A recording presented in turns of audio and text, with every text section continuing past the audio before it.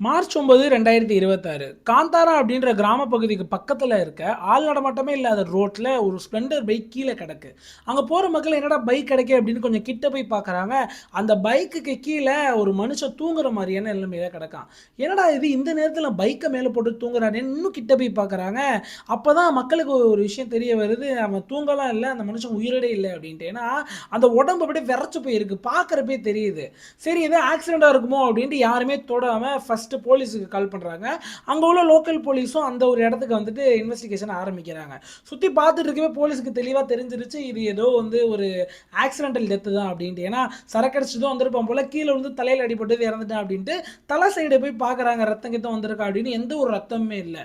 போலீஸ்க்கு என்னடா ரத்தமும் ஊரில் ஒன்றும் இல்லை, நான் இறந்து கிடக்கானே அப்படின்ட்டு அந்த கழுத்தை நோட் பண்ணுறாங்க. அந்த கழுத்தில் ஒரு மாதிரி ரெட் கலரில் ஒரு மார்க் இருக்குது, யாரோ கழுத்தை வச்சு நெரிச்ச மாதிரி. அப்போயே போலீஸ்க்கு தெளிவாக தெரிஞ்சிருச்சு இது ஒரு ஆக்சிடென்ட் இல்லை, இது ஒரு மர்டர் அப்படின்ட்டு. அப்பதான் அது யாரு, அந்த மனுஷன் இருந்தது யாரு அப்படின்றத சுற்றி உள்ள மக்கள்கிட்ட எல்லாம் விசாரிக்க ஆரம்பிக்கிறாங்க. அப்போ போலீஸ்க்கு ஒரு அதிர்ச்சியான தகவல் தெரியுது. அதாவது அந்த கீழே கிடக்காருல்ல, அவரோட பேர் வந்து அஜய். அவருக்கு 24 வயசு தான் ஆகுது. இதுல முக்கியமான விஷயம் என்ன அப்படின்னா, இவருக்கு கல்யாணம் ஆகி வெறும் 22 நாள் தான் ஆகுது அப்படின்றதுதான் ஒரு அதிர்ச்சியான விஷயமே. போலீஸ்க்கு ஒண்ணுமே புரியல. அப்பதான் இன்வெஸ்டிகேஷன்லாம் ஆரம்பிக்கிறாங்க. அதாவது இன்னைக்கு பார்க்க போற இந்த ஒரு ஸ்டோரி உண்மையிலே சொல்றேன், நம்ம ஈரக்குள்ளே நடிக்க போய் இதை பார்த்த அப்புறம் நம்மளும் கல்யாணம்லாம் பண்ணுமாடா அப்படின்ற மாதிரி யோசிக்க வைக்கும். இன்னொரு முக்கியமான விஷயம், வாழ்க்கையில் வெகுளியா மட்டும் இருந்துடவே கூடாது அப்படின்றதுக்கான ஒரு முக்கிய உதாரணம் இந்த ஒரு கேஸ். அதனால வீடியோவை முழுசா பாருங்க. அப்பதான் போலீஸ்க்கு என்ன தெரிய வருது அப்படின்னா, உமா அப்படின்றவ தான் இதுக்கு எல்லாத்துக்கும் காரணம் அப்படின்ட்டு தெரிய வருது. அந்த உமாவோட வயசு பார்த்தீங்கன்னா 21 வயசு. அவ யாரு அப்படின்னா, இவர் இறந்து போனார்ல அஜய், அவரோட பொண்டாட்டி. வெறும் 22 நாளே தான் ஆகுது கல்யாணம் பண்ணி. அதாவது இந்த உமா அப்படின்றவ யாரு, இவ எதனால அஜய் இந்த நிலைமைக்கு உள்ளாக்குனா, உண்மையில அஜயை கொன்னது யாரு, அதாவது அந்த கொன்னான ஒருத்தன், அவனுக்கும் உமாக்கும் உள்ள உறவு என்ன, இது எத்தனை வருஷமா இருந்துச்சு அப்படின்னு கேட்கறப்ப உண்மையிலே இவ்வளவு கேவலமாடா இருப்பீங்க அப்படின்ற மாதிரி நம்மளை கேள்வி எழுப்ப வைக்கும். வீடியோவை முழுசா பாருங்க. உங்களுக்கு கிரைம் கதைகள்லாம் பார்க்க பிடிக்கும் அப்படின்ற பட்சத்தில் நம்மளோட சேனலுக்கு ஒரு லைக் கொடுத்துட்டு மறக்காம சப்ஸ்கிரைப் பண்ணிக்கோங்க. நிறைய கிரைம் கதைகள் நம்ம பதிவு போட்டுட்டு இருக்கோம். இந்த கதையை பத்தி முழுசா பார்க்கறதுக்கு முன்னாடி இந்த குடும்பத்தை பத்தி நான் சொல்லிடுறேன். அதாவது இந்த குடும்பத்தில் மொத்தம் 4 பேர். ஃபர்ஸ்ட் அஜய், இவருக்கு 24 வயசு. இவருக்கு அந்த ஒரு படிப்பறிவுமே கிடையாது. இவர் சின்ன வயசுலேருந்து விவசாயி தான். ரெண்டாவது இவரோட தம்பி, அவரோட பேர் வினய். அதுக்கப்புறம் இவங்க குடும்பத்தில் இன்னும் 2 பேர் யாருன்னா, இவங்க 2 பேரோட அம்மா அப்பா. 4 பேர் ரொம்ப சந்தோஷமா வாழ்ந்துட்டு இருக்காங்க. இவங்க குடும்பத்தோட தொழிலே இந்த விவசாய தொழில் தான். இதுல அந்த அஜயை பத்தி நம்ம சொல்ல போனோம் அப்படின்னா, எந்த ஒரு கெட்ட பழக்கமே இல்லாத தங்கமான பையங்க. அந்த ஊர் மக்கள் எல்லாருக்குமே தெரியும், அஜய் அப்படின்றவனாலே எல்லாருக்கும் உதவி பண்ணக்கூடியவன். அது மட்டும் இல்லாம ரொம்ப நல்ல பையன். சின்ன வயசுலேயே பயங்கரமா பக்குவப்பட்டு குடும்பத்தை பார்த்துக்கிட்டு இருக்கான் விவசாயம் பண்ணி அப்படின்றதான் இந்த ஊர் மக்களுக்கு உள்ள இமேஜ் இந்த அஜய் மேல. ஒரு நாள் அஜயோட அம்மா அஜய்கிட்ட கேக்குறாங்க, தம்பி உனக்கு 24 வயசு ஆயிருச்சு, எங்களுக்கு வயசாகிட்டே போகுது, நீ ஒரு கல்யாணம் கட்சி பண்ணேன்னா நாங்க சந்தோஷமா போய் சேர்ந்துருவோம்ல அதை பார்த்துட்டு அப்படின்ற மாதிரி பேச ஆரம்பிக்கிறாங்க. அப்பதான் அஜய்க்கு ஒரு தாட் வருது, சரி கல்யாணம் பண்ணி பார்ப்போமே அப்படின்ட்டு. இதுல அஜயோட கேரக்டர் பத்தி நீங்க இன்னொரு விஷயம் தெரிஞ்சுக்கணும். அஜய் அப்படின்றவர் அவ்வளோ வெகுளியான கேரக்டராங்க. ஊர் உலகம் எதுவுமே தெரியாதான், ஒரு ஸ்மார்ட் போன் கூட யூஸ் பண்ண தெரியாதான் அந்த அஜய்க்கு. இன்னொரு முக்கியமான விஷயம், எந்த ஒரு பெண்கள்டையுமே அஜய் முகம் கொடுத்தே பேச மாட்டாரா இந்த அஜயோட அம்மாவை தவிர. இந்த மாதிரியான ஒரு அவ்வளோ தங்கமான பையங்க. சரின்னு அஜய்க்கு சுற்றி பொண்ணு பார்க்க ஆரம்பிக்கிறாங்க. அப்போதான் பக்கத்து ஊரில் ஒரு பொண்ணு இருக்கு அப்படின்றது தெரிய வருது. அந்த பொண்ணோட பேர் தான் உமா, 21 வயசு. அந்த உமா வீட்டில் உள்ளவங்களுக்கும் அஜயை பிடிச்சி போயிருது, அஜய்க்கும் உமாவை ரொம்ப பிடிச்சி போயிருது. சரி பொண்ணுலாம் பிடிச்சிருக்காப்பா அப்படின்னு அஜயோட அம்மா அஜய்கிட்ட கேட்குறப்ப, பிடிச்சிருக்குமா, நான் கல்யாணம் பண்ணிக்கிறேன் அப்படின்னு சொல்லியிருக்காரு. அவங்க அம்மாவுக்கு ஒரே சந்தோஷம். சரின்னு பயங்கரமாக தடபுடலாம் கல்யாணத்தை பண்ணுறாங்க அந்த வில்லேஜ்லேயே. கல்யாணம் பண்ண அப்புறம் அஜய் அவ்வளோ சந்தோஷமா இருக்காப்புல. அவரை வந்து சந்தோஷமாவே பார்க்க முடியாதான். எப்போ பார்த்தாலுமே வேலை வேலை வேலை வேலைன்னு ஒரு மாதிரி வேலையே பார்த்துக்கிட்டு இருப்பாருங்க. எல்லாருக்கும் உதவி பண்ணுறது மட்டும்தான் அவரோட பொழுதுபோக்காவே இருக்குமா. கல்யாணம் பண்ண அப்புறம் ஒரு மாதிரி சிரிச்சு அவர் சந்தோஷமா இருந்ததை பார்த்து அஜயோட குடும்பத்தில் உள்ளவங்க எல்லாருக்குமே சந்தோஷம். பரவாயில்லையே அஜய் இவ்வளவு சந்தோஷமா இருக்கானே அப்படின்ட்டு. ஆனா அந்த சந்தோஷம் ரொம்ப நாள் நீடிக்கல அப்படின்றதான் ஒரு நிதர்சனமான உண்மையே. அந்த ஊர்ல எல்லாம் கல்யாணம் ஆன அப்புறம் கிட்டத்தட்ட ஒரு வாரம் கழிச்சு பொண்ணை வந்து பொண்ணோட வீட்டுக்கு அமைச்சு வச்சிருவாங்களா கொஞ்ச நாள் தங்க வைக்கிறதுக்காக. இது ஏதோ ஒரு சடங்கு மாதிரியா. அதுக்காக அஜய் வீட்டில இருந்து உமாவை என்ன செய்யறாங்க, உமாவோட பிறந்த வீட்டுக்கு அனுப்பி வைக்கிறாங்க. அனுப்பி வச்சு 2 நாள் கழிச்சு உமா அப்படிங்கிறவ அஜய்க்கு போன் அடிக்கிறா. போன் அடிச்சு என்ன சொல்றா அப்படின்னா, இந்த மாதிரி உங்களை பிரிஞ்சனால இருக்க முடியலங்க, நம்மளுக்கு கல்யாணம் ஆகி 1 வாரம் தான் ஆகுது, ஆகுது. ஆனா உங்களோட பாசம் இல்லாம என்னால இங்க தனியா இருக்க முடியல. உங்கள நைட்ல சந்திக்கணும்னு ஆசைப்படுறேன். என்னோட வீட்டுக்கு வரீங்களாங்க அப்படின்னு அஜய் பார்த்து கேக்குது. அஜய்க்கு ஒண்ணுமே புரியல. என்ன சொல்றேன்னு சொல்றதுக்குள்ளேயே ஒரு மாதிரி உமா அழுவ ஆரம்பிக்கிறா. எனக்கு உங்களை பார்க்கணும் பார்க்கணும்னு. என்னடா நம்மளோட பொண்டாட்டி குழந்தை மாதிரி அழுவுறாளே அப்படின்ட்டு, சரிம்மா உன்னை நான் பார்க்க வரேன் அப்படின்ட்டு என்ன செய்யறாரு அப்படின்னா, அஜய் நேரா அவங்க அம்மாட்ட போய் சொல்ல போறாரு. ஆனா உமா என்ன சொல்லியிருந்தா அப்படின்னா, வீட்டுல யார்கிட்டயும் சொல்லாம வாங்க அப்படின்னு தான் சொல்லியிருக்கா. இருந்தாலும் அஜய் அம்மாட்ட சொல்லலாம் அப்படின்ட்டு, அம்மா இந்த மாதிரி நான் வந்து உமாவை போய் பார்த்துட்டு வந்துடுறேன் அப்படின்னு சொல்றாங்க. அஜயோட அம்மாவும், தம்பி அதெல்லாம் போக கூடாதேப்பா இப்ப அப்படின்ற மாதிரி சொல்றாங்க. இல்லம்மா எனக்கு தான் ரொம்ப பார்க்கணும் போல இருக்கு, நான் இது உமாட்டே இந்த விஷயத்த சொல்லல, நான் போயிட்டு சர்ப்ரைஸா கொடுக்க போறேன் அப்படின்ற மாதிரி சொல்றாரு. சரின்னு முதல் முறையா மாமனார் வீட்டுக்கு போகணும்னு சொல்றான் புள்ள. அதனால இவன் அனுப்பிச்சு வைக்கலாம் அப்படின்ட்டு, சரி போயிட்டு வாப்பா பத்திரமா போ அப்படின்ற மாதிரி சொல்றாங்க. கரெக்டா மார்ச் 8ஆம் தேதி 5 மணிக்கு சாயங்காலம் வண்டி எடுக்கிறார் அஜய் தன்னோட வீட்டுல இருந்து. ஸ்ப்ளெண்டர் பைக்ல உமாவை சந்திக்கிறதுக்கு உமாவோட ஊருக்கு போயிட்டு இருக்காரு.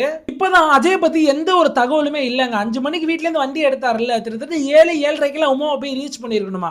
அந்த சைடு உமா வந்து வெயிட் பண்ணிக்கிட்டே இருக்காங்க, என்ன அஜய் இன்னும் காணமே அப்படின்ட்டு. சரின்னு மணி 8 ஆகுது, 9 ஆகுது, 10 மணி ஆகிருது. உமாக்கு ஒரே பயம் வந்துருச்சு. 10 மணிக்கு பல கால்கள் அடிச்சிருக்காங்க அஜய்க்கு. ஆனா எந்த ஒரு காலுமே அஜய் அட்டன் பண்ணவே இல்லை. கொஞ்ச நேரம் கழிச்சு சுவிட்ச் ஆஃப்னு வந்திருக்கு. அதுக்கப்புறம் இன்னும் கொஞ்ச நேரம் கழிச்சு நாட் ரீச்சபிள் வந்திருக்கு. இதெல்லாம் பார்த்துட்டு உமா பயந்துட்டு அஜயோட தம்பிக்கு வினய்க்கு கால் பண்றாங்க. கால் பண்ணி இந்த மாதிரி இங்க வரேன்னு சொல்லியிருந்தாரு, என்கிட்ட போன் அடிச்சு ஆளையே காணோம், எங்க கிளம்பலையா அப்படின்னு உமா கேட்டிருக்கா. அஜயோட தம்பிக்கு ஒரே ஷாக்கு. இல்லையே அண்ணன் 5 மணிக்கெல்லாம் வீட்டுல இருந்து பைக் எடுத்துட்டாரு, என்ன நீங்க வரலன்னு சொல்றீங்க அப்படின்ட்டு ரெண்டு ஃபேமிலியும் நைட்டு ஃபுல்லா தேட ஆரம்பிக்கிறாங்க. ஸோ எந்த ஒரு தகவலுமே கிடைக்கலங்க. அஜயோட ஃபேமிலியும் அந்த பொண்ணு ஊருக்கு போயிட்டு சுத்தி தேட ஆரம்பிக்கிறாங்க, அந்த பொண்ணோட ஃபேமிலி தேட ஆரம்பிக்கிறாங்க. சுத்தமா அஜயை கண்டுபிடிக்க முடியல, எந்த ஒரு ட்ரேஸுமே இல்லைங்க. அப்பதான் நான் சொன்ன அந்த முதற்கட்ட வருது. மார்ச் 9ஆம் தேதி காலையில 8 மணிக்கு ஒரு ஆணோட சடலத்து மேல ஸ்பெண்டர் பிளேக் கிடக்கு அப்படின்ற மாதிரி. என்ன நடக்குது அப்படின்னா, அந்த விஷயம் இந்த ஊருக்குள்ள எல்லாரும் பரவ ஆரம்பிக்குது. அப்ப உமாவோட அப்பாவுக்கும், அதாவது அஜயோட மாமனாருக்கும் இந்த விஷயம் தெரிய வருது. சரின்னு அஜயோட மாமனார் வேகமா ஓடி போறாரு. யார் என்னன்னா தெரியல, ஃபர்ஸ்ட் போய் பார்த்துட்டு வந்துரும் அப்படின்ட்டு. ஏன்னா ஸ்ப்ளெண்டர் பைக் அஜய் வச்சிருக்காரு அப்படின்றது மாமனாருக்கு தெரியும். மாமனார் போய் கிட்ட போறப்பே கண்டுபிடிச்சாரு அது அஜய் தான் அப்படின்ட்டு. உடனே கதறி அழுவ ஆரம்பிக்கிறாரு. தன்னோட மகளுக்கு போன் அடிச்சு இந்த மாதிரி இந்த இடத்துக்கு வாமா அப்படின்னு கூப்பிடுறாரு. மகளும் பதறி அடிச்சு ஓடி வராங்க.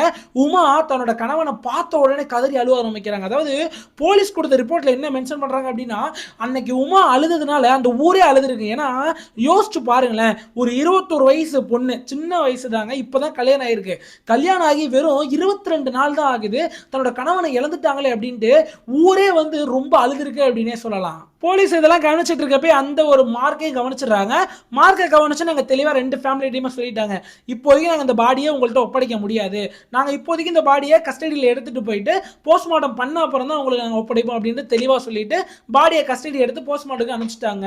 கிட்டத்தட்ட 2 நாளில் அந்த ரிப்போர்ட்டும் வருது. அப்போதான் போலீஸ்க்கு இன்னும் மேலும் அதிர்ச்சி. அதாவது இவரோட இறப்பு வந்து ஒரு ஆக்சிடென்ட் கிடையாது, கழுத்தை நெரிச்சு கொண்டிருக்காங்க. அது மட்டும் இல்லாமல் உடம்புல பல்வேறு இடத்துல அந்த மசில் ஸ்ட்ரெயின்லாம் இருக்கு, அதாவது யாரோ போட்டு அடிச்சிருக்காங்க நல்லா அப்படின்றதையும் தெளிவாக கண்டுபிடிக்கிறாங்க. உடனே போலீஸ் என்ன செய்றாங்க அப்படின்னா, சுத்தி எதனா க்ளூ கிடைக்குதா அப்படின்னு அந்த ஒரு ஏரியாவில் உள்ள எல்லா மக்கள்கிட்டையும் கேட்குறாங்க. இதில் போலீஸ்க்கு மிகப்பெரிய சேலஞ்சிங்காக இருந்தது, அந்த ஒரு கிராமத்தில் எங்கேயுமே சிசிடிவியே கிடையாதுங்க. அதனால சுத்தமாக ட்ரேஸே பண்ண முடியல. அப்போ போலீஸ் இன்னொரு மெத்தடை கையாளுறாங்க. கிராமத்தில் பொதுவாக சிசிடிவினா யாரு அப்படின்னா வயதான பாட்டிகளும் வயதானவர்கள் தான், ஏன்னா எல்லாத்தையும் கவனிச்சுக்கிட்டே இருப்பாங்கல்ல. ஸோ அதனால எல்லாரும் நிறைய லோக்கல் இன்ஃபார்மர்ஸ் எல்லாரும் அங்கே செட் பண்ணுறாங்க. செட் பண்ணது மட்டும் இல்லாமல் நீங்கள் தெளிவான துப்பு கொடுத்தீங்க அப்படின்னா உங்களுக்கு 10,000 ரூபாய் சன்மானம் கொடுப்போம் அப்படின்ட்டு சொல்றாங்க. அப்பயுமே இன்னும் 2 நாள் ஆகுது, போலீஸ்க்கு எந்த ஒரு க்ளூவும் கிடைக்கல. சரி அஜயோட சிடிஆரை செக் பண்ணலாம், அதாவது கால் டீடைல் ரெக்கார்டை செக் பண்ணலாம் அப்படின்னு அஜய் கடைசியா யாரெல்லாம் பேசினார் அப்படின்றத எடுத்து பார்க்க ஆரம்பிக்கிறாங்க. அப்பதான் போலீஸ்க்கு ஒரு தகவல் கிடைக்குது, அஜய் கடைசியா ஒருத்தவங்கள்ட்ட பேசியிருக்காங்க. யாரு அப்படின்னா உமா, அஜயோட மனைவி. அப்பயே போலீஸ்க்கு ஒரு எண்ணம் தோன்றுது, அதாவது அந்த உமா அப்படின்றவள்கிட்ட தான் கடைசியா அஜய் பேசியிருக்கான். உமா யாரு? அஜயோட ஒய்ஃப். அன்னைக்கு அழுதப்பயே ஒரு மாதிரி போலீஸ்க்கு சந்தேகம் வந்திருக்கு. ஏன்னா அந்த அழுகை வந்து ரியலாவே இல்லையாங்க, ஏதோ படத்துல பார்க்குற மாதிரி கத்தி கத்தி கதறி அழுத மாதிரி இருந்துச்சு.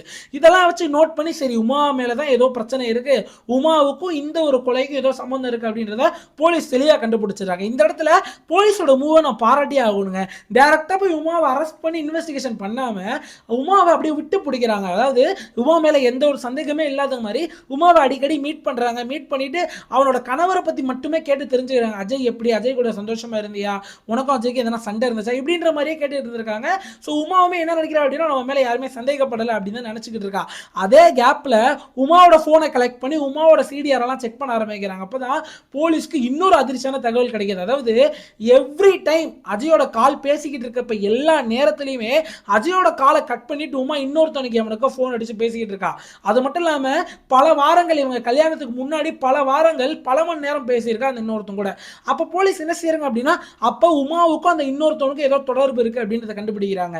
சரி அவன் யாருன்னு செக் பண்ணி பார்க்கறப்பதான் அமர், அவனோட சிம் வந்து அமர் அப்படின்ற பேர்ல ரெஜிஸ்டர் ஆயிருக்கு. அவனோட கேரக்டர் பத்தி பாத்தீங்கன்னா அவன் வந்து உமாவோட பக்கத்து ஊரை சார்ந்தவன். அவன் ஒரு லா முடிச்ச ஸ்டூடெண்ட் பாத்துக்கங்க. இப்பயுமே அவனை டைரக்டா போய் தாக்காம அவனோட சிடிஆரையும் எடுத்து ஃபுல்லா செக் பண்ணிட்டு அதுக்கப்புறம் என்ன செய்யறாங்க அப்படின்னா போலீஸ்க்கு தெளிவா தெரிஞ்சிருச்சு இவங்க ரெண்டு பேருக்குமே ஏதோ தொடர்பு இருக்கு அப்படின்றது. இன்னொரு முக்கியமான விஷயம் என்ன கண்டுபிடிக்கிறாங்க அப்படின்னா உமா வந்து ஒரு சில மெசேஜ் எல்லாம் வாட்ஸ்அப்ல அவனுக்கு அனுப்பியிருக்கா. உமா வந்து அந்த டிலீட் ஃபார் எவ்ரிவன் கொடுத்து வச்சிருக்கா.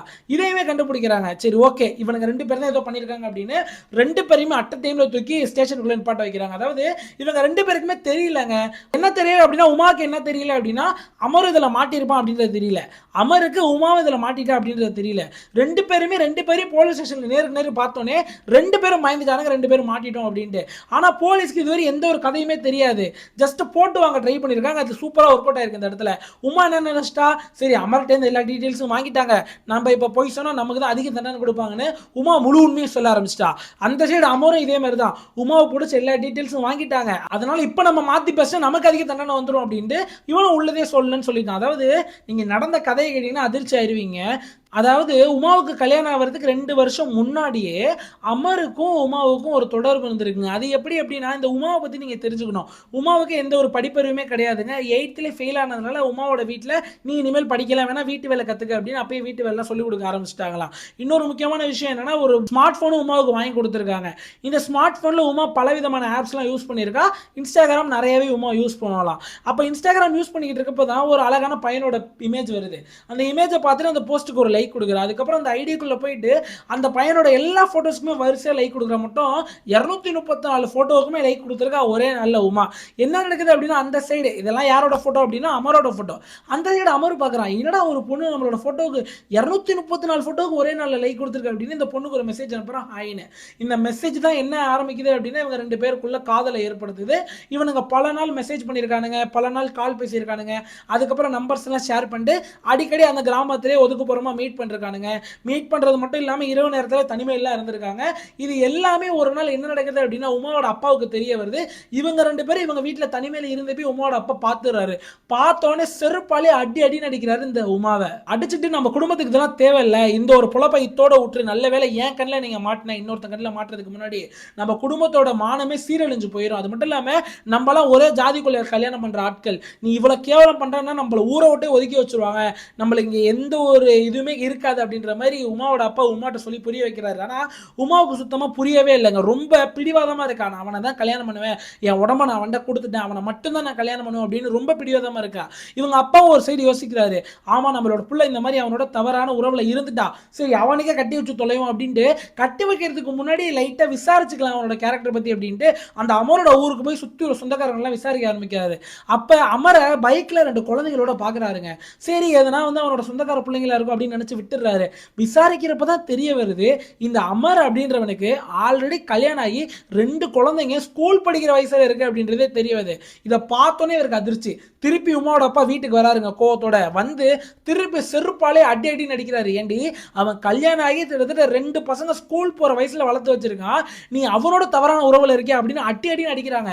உமா அவன் என்ன தெரியுமா பண்ணா, ஒரு நல்ல பொம்பளையா இருந்தா நல்ல பிள்ளையா இருந்தா அப்பா இவ்வளவு சொல்றாங்களேன்னு கேட்டு உன்ன கேட்கல. என்ன தெரியுமா பண்ணா, டைரக்டா அமரு கால் அடிச்சு இந்த மாதிரி உனக்கு கல்யாணம் ஆயிடுச்சு நீங்க அப்பா சொல்றாரு 2 பிள்ளை இருக்காமே அப்படின்ற மாதிரி கேட்கறான். அவன் என்ன சொல்றான், அப்படிலாம் இல்ல நம்ம 2 பேரும் பிரிக்கிறதுக்காக உங்க அப்பா சொல்றாரு அப்படின்ட்டு அவன் ஓப்பனா சொல்றான். உடனே என்ன தெரியுமா பண்ற, இதெல்லாம் கேட்டுட்டு உமா தன்னோட அப்பாவை பிடிச்சி வீட்டுக்குள்ளே தள்ளி விடுறாங்க. கீழே விழுந்ததுல அந்த அப்பாவுக்கு இடுப்புல சின்ன முறிவு ஏற்பட்டிருக்கு. இதையுமே போலீஸ் மென்ஷன் பண்றாங்க. இன்னொன்னு என்ன சொல்லியிருக்கா அப்படின்னா ரொம்ப பிடிவாதமா இருக்கா. இந்த மாதிரி பொய் சொல்லி எங்களை பிரிக்க நினைக்காதீங்க, எங்களோட காதல் உன்னதமான காதல் அப்படின்னு சொல்லியிருக்கா. சரின்னு அவங்க அப்பா என்ன செய்யறாங்க அப்படின்னா கடைசியா ஒரு ஆயுதத்தை கையில் எடுக்கிறாங்க. அதுதான் பிளாக்மெயில். இங்க பாரு, ஒழுங்கு மரியாதை நீ 1 மாசத்துக்குள்ள நீ கல்யாணம் பண்ணல, நான் காட்டுற பையனை கல்யாணம் பண்ணல அப்படின்னா நான் தூக்கு மாட்டி இறந்து போயிடுவேன் அப்படின்ற மாதிரி உமாவோட அப்பா ஓப்பன் ஸ்டேட்மெண்ட் கொடுக்குறாரு. இதெல்லாம் பார்த்து உமா லைட்டா பயந்துட்டா. இதனாலே கல்யாணத்துக்கு ஓகே சொல்லிட்டாலாம். இது ஒரு நாள் நடந்த விஷயம் இல்லைங்க. இது வந்து பல மாசங்கள் அவளை கன்வின்ஸ் பண்ணி நடந்த விஷயம். அப்பதான் அந்த உமாவோட அப்பா ஒரு அருமையான பையனான அஜயை கல்யாணம் பண்ணி வைக்கலாம் அப்படின்ட்டு முடிவு எடுத்து நல்லபடியா கல்யாணமும் பண்ணி வைக்கிறாரு. இந்த கல்யாணத்துக்கு அப்புறம் தான் இந்த மாதிரி சம்பவங்கள்லாம் நடந்தது. அதாவது என்ன நடந்துச்சு அப்படின்னா, கல்யாணம் மட்டும் நல்லா தாங்க இருந்திருக்கு. அஜயையும் இவளுக்கு வந்து பிடிச்சு போயிடுச்சு உமாவுக்கு. உமாவுக்கு ஒரு சில நினைப்பே இல்ல. இந்த அமர் நினைப்பே இல்லாம நல்லா தான் வாழ்ந்திருக்கா. இவன் இந்த சடங்குன்ட்டு ஒரு வாரம் கழிச்சு இந்த வீட்டுக்கு வந்தா இல்லையா, ஸோ அப்பதான் ஏதோ ஒரு தவறான விஷயம் ஏற்பட்டிருக்கு. அதாவது சரி அமர்கிட்ட பேசி பார்க்கலாமே, திருப்பி தன்னோட போனை எடுத்து அமர்கிட்ட போன் கால் பேசிக்கிட்டு இருந்திருக்கா. அப்ப அமர் என்ன சொல்றான் அப்படின்னா, நீ இல்லாம நான் ரொம்ப தவிச்சு போயிட்டேன், தயவு செஞ்சு நம்ம 2 பேரும் நேரில் மீட் பண்றோம், நம்ம எப்பயும் சந்திக்கிற அந்த தனிமையான இடத்துக்கு வா அப்படின்ட்டு உமாவை கூப்பிடுறா. உமாவும் கொஞ்சம் கூட வெக்கம் சூடு சோறுன்னு அறிவு எதுவுமே இல்லாம கல்யாணம் ஆயிருச்சு, ஆனா எதை பத்தியும் கவலைப்படாம அமரை போய் சந்திக்க போயிருக்கா. 2 பேரும் தனிமையில இருக்காங்க. தனிமையில இருந்தது மட்டும் இல்லாம அமர் பேச ஆரம்பிக்கிறான் உமாட்ட. நீ எப்படி இருக்க, நல்லா இருக்கியா, உன்னோட இல்லற வாழ்க்கைலாம் நல்லா இருக்கா, உன் புருஷனை நல்லா பாத்துக்கிறான் அப்படின்னு கேட்க ஆரம்பிக்கிறவ உமா எல்லாத்துக்கும் சந்தோஷமா பதில் சொல்லியிருக்கா. சந்தோஷமா இருக்கேன், என்ன நல்லா பாத்துக்கிறான், எனக்கும் அவனை ரொம்ப பிடிச்சிருக்கு, அவன் ரொம்ப வெகுளியா இருக்கான், அவன் குழந்தைத்தனமா இருக்கான் அப்படின்ற மாதிரி அவனை பிரைஸ் பண்ணியே இந்த அமர்கிட்ட பேசியிருக்கா. அமருக்கு ஒரே டென்ஷன் ஆயிடுச்சு. ஏன்னா இத்தனை நாள் நம்ம அனுபவிச்சுட்டு இருந்த ஒரு பொண்ணு இன்னொருத்தனை பத்தி நம்மள்ட்ட இவ்வளவு பெருமையா பேசுது அப்படின்னு கோவப்பட்டு என்ன சொல்றான் அப்படின்னா, இந்த பாரு உன் கல்யாணத்தை எல்லாத்தையும் நான் மறந்துடுறேன், உன்னை நான் கல்யாணம் பண்ணிக்க ரெடியா இருக்கேன், தயவு செஞ்சு அவனை விட்டுட்டு ஓடி வந்துட்டு நம்ம 2 பேரும் எங்கேயாவது போய் கல்யாணம் பண்ணிக்கலாம் அப்படின்ட்டு அமர் உமாவை கூப்பிட ஆரம்பிக்கிறான். அப்ப உமா இந்த ஒரு சாக்கை நல்லா பயன்படுத்திக்கிட்டு என்ன கேட்கறா அப்படின்னா, கண்டிப்பா அமர் நான் உன் கூட வருவேன், ஆனா அதுக்கு முன்னாடி அஜய் நீ கொன்றணும், ஏன்னா என்னோட அப்பா இறந்துவாரு, நான் இப்போ உன்னோட ஓடி வந்துட்டேன் அப்படின்னா, இதே அஜய் இறந்த அப்புறம் நான் உன் கூட வந்தேன்னா அது வேற மாதிரி கதையா இருக்கும், என்னோட ஃபேமிலியும் சேவ் ஆகும், நானும் உன் கூட சந்தோஷமா இருந்த மாதிரி இருக்கும், அதனால அவனை மட்டும் எப்படியா தீர்த்து கட்டிடு, நான் உன் கூட ஒடியாந்துடுறேன், எனக்கு மட்டும் என்ன ஆசையா நான் அவன் கூட குப்பை கொட்டுறதுக்கு அப்படின்ற மாதிரி சொல்லிடுறான். உடனே அமர் என்ன செய்யறான் அப்படின்னா, அடுத்த நாளே பிளான் போடுறான். அந்த பேரு அவனை கூப்பிடு, இங்க கூப்பிடு, வர வழியில் நான் போட்டு தெளிக்கிறேன் அப்படின்னு பிளான் போடுறான். இந்த அமருக்கு லைட்டா பயம் இருந்துகிட்டே இருக்கு. அதனால சந்திரா அப்படின்ற இவனோட ஃப்ரெண்டை கூப்பிடுறான். அவன் வரமாட்டேன்னு சொல்றான். இந்த பேரு கொலைக்கெல்லாம் நான் வர முடியாது, எதுனா வந்து சரக்கடிக்க கூப்பிட்டு நான் வரேன், இந்த மாதிரி கொலைக்கெல்லாம் வர முடியாது அப்படின்னு சொல்லிட்டு இருக்கான். டே உனக்கு 5000 ரூபாய் காசு தரண்டா அப்படின்னு சொல்லி அந்த சந்திராவுக்கு 5000 ரூபாய், வேறுங்க வெறும் 5000 ரூபாய் கொடுத்து சந்திராவும் பல்ல வச்சுக்கிட்டு இவனை போட்டு தெளிடலாம் அப்படின்னு வந்துட்டான். என்ன பிளான் பண்றானுங்க அப்படின்னா, இந்த மாதிரி அஜயை கூப்பிட்டு வர வழியில ஃபாரஸ்ட் ஏரியால காரை விட்டு அடிக்கிறோம் ஃபர்ஸ்ட், அவன் அதுலேயும் சாவலன்னா நாங்கள் எதனா பண்ணி அவனை கொலை பண்ணுறான், அதுதான் பிளானு. சரின்னு உமாவை என்ன செய்கிறா, இந்த அஜய்க்கு கால் பண்ணுறான். அந்த அந்த கட்டம் வருது. கால் பண்ணி எனக்கு தனிமையாக இருங்க, உங்களை பார்க்கணும் போல இருக்கு, வாங்கன்னு சொல்லி அழுகுறால குழந்தை மாதிரி. அந்த கட்டம் வருது. அஜய் இதெல்லாம் நம்பி 5 மணிக்கு வண்டி எடுக்கிறாப்புல. 5 மணிக்கு வண்டி எடுத்துட்டு போயிட்டு இருக்காப்புல.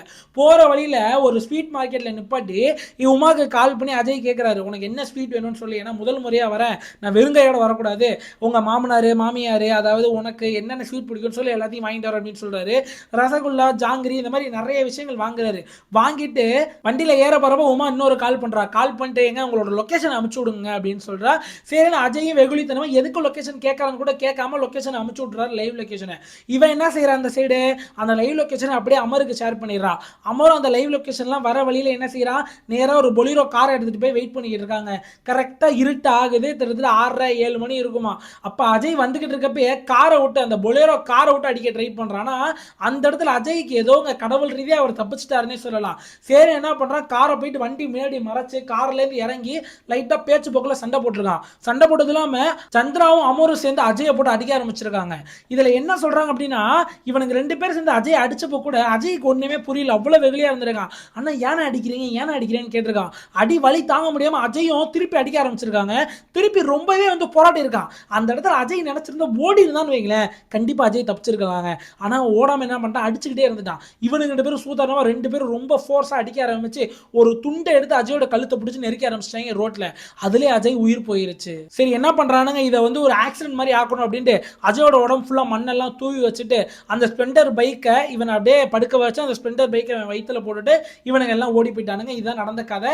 இது எல்லாத்தையுமே முழுசா வந்து போலீஸ்ட 2 பேருமே சொல்லிட்டானுங்க. ஐயா இப்ப இதுவரையும் பார்த்ததெல்லாம் ஒரு விஷயம் இல்லையா, இதுக்கப்புறம் கேட்கிற அந்த ஒரு வார்த்தை தான் உங்களோட மனசை கலங்க வச்சிடும் அப்படின்னு நான் சொல்றேன். அதாவது இந்த விஷயம் நடந்த அப்புறம் அரெஸ்ட் பண்ணிட்டாங்க உமாவையும் அமரையும். என்ன நடந்துச்சு அப்படின்னா, அஜயோட பேரண்ட்ஸ் இருக்காங்களா அம்மா அப்பா 2 பேரே நாங்கள் உமாவை சந்திக்கணும் அப்படின்னு ஜெயிலுக்கு போறாங்க. ஜெயிலுக்கு போறவங்க உமாவை திட்டல, எந்த ஒரு கொச்சையான வார்த்தைகள்லாம் பேசவே இல்லை. ஒரே ஒரு உண்மையை மட்டும் சொல்றாங்க. அதாவது என்னோட பையன் இவ்வளவு சந்தோஷமா இருந்தா நாங்கள் பார்த்ததே இல்லை, அவன் 18 வயசுல விவசாயம் அப்ப செய்ய ஆரம்பிச்சான். அதாவது எங்களை பார்த்துக்கணும் அப்படின்றதுக்காக அம்மா அப்பாவை பார்த்துக்கணும் அப்படின்றதுக்காக 18 வயசுலேயே வந்து விவசாயம் தொழிலுக்குள்ள வந்து விவசாயம் நல்லபடியாக பண்ணி குடும்பத்தை பார்த்துட்டு இருந்தான். நீ வந்த அப்புறம் தான் அவன் முகத்தில் நாங்கள் சிரிப்பையே பார்த்தோம். 2வது விஷயம் என்ன அப்படின்னா, நீ நல்லா வாழணுன்றதுக்காக உனக்காண்டி பெரிய வீடு கட்டணும் அப்படின்றதுக்காக இப்போதான் லோன்லாம் அப்ளை பண்ணிட்டு வந்தான்.